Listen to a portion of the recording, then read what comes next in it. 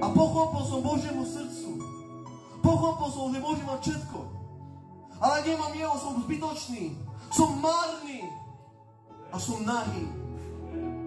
Možno budem oblečený, možno budem pekne oblečený, ale naozaj nebudem jeho srdcom.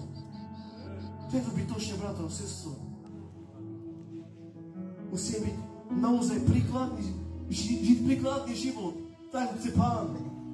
Dnes ja ťa volám späť do vzťahu, aby Božie srdce bolo v tvojom srdci. Aby si bol pohnutý duchom. Tam by sú služby, brato a sestro. Poď, chvál. Bude nedeľu služba. Ty radosťou príď do zboru. Radostne chvál Hospodina. Nepozeraj, čo ťa trápi. Ty nepozeraj, čo ťa trápi. Veď Ježiš je Boh. A on pozná tvoje srdce. On pozná tvoje srdce. On pozná tvoje ľahnutie, tvoje lyhanie. Nemá slovo na jazyku. A on to zná.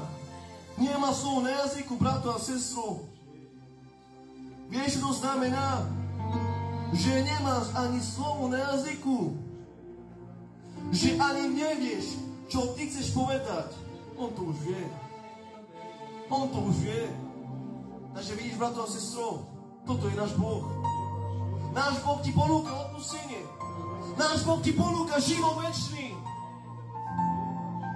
A jednou ja som takisto pochopil. Čo z toho, že budem žiť na tejto zemi?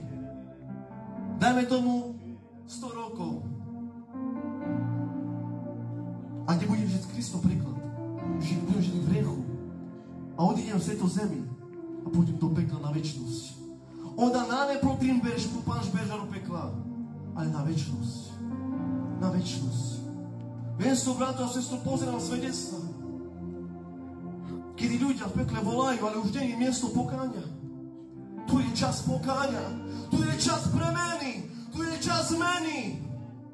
Pokiaľ Ježiš sa ešte nevráti, zmeňme svoj život dobrému. Žijeme pre jeho kráľovstvo, pre jeho voľu, preto pre jeho srdce. Pre jeho srdce.